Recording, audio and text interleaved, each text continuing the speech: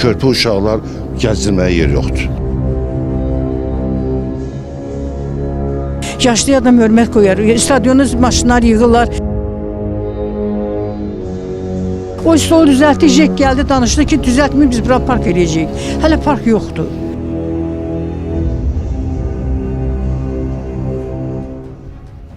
Biz hal-hazırda Xətai rayonu Səməd bəy Mehmandarov 16 küçəsindəyik və gördüyünüz kimi uşaqlar üçün nəzərdə tutulan oyun meydancası burada yaşayan sakinlər tərəfindən dayanacağa çevrilib və hətta ətraf zibil yeşikləri ilə doludur.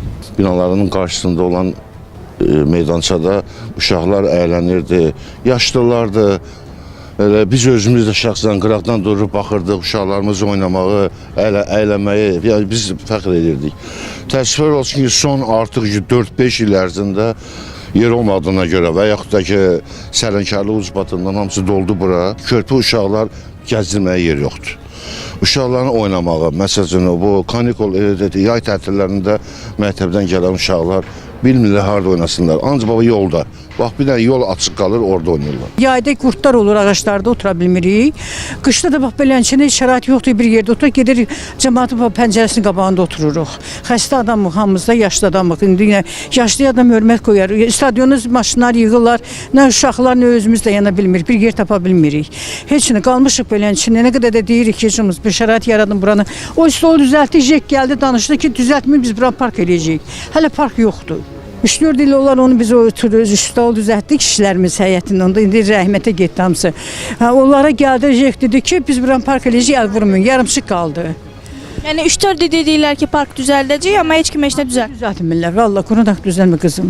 Mövzunu araşdırmaq məqsədi ilə 94 saylı Mənzil Kommunal İstismar İdarəsinə yaxınlaşsaq da, təəssüf ki, verilən suallara kamera önündə cavab verə biləcək bir nəfər səlahiyyətli şəxs tapılmadı. Ənənəvi olaraq məsuliyyətin onlara aid olmadığını bildirərək məsələni üzərlərindən atmağa çalışdılar. Müharibə kanalından da, Space-dən də çəkiliş olubdur neçə dəfə. Onun yəni o məsələ qoyulubdur. Valideynlər o barədə yəni hal-hazırda ora istifadə olunmadığına görə qoyublar. Bu il demək orada hal-hazırda bu il orada abad həyət salınacaq. Mövzu ilə bağlı Xətai rayon icra hakimiyyətinə sorğu ünvanladıq.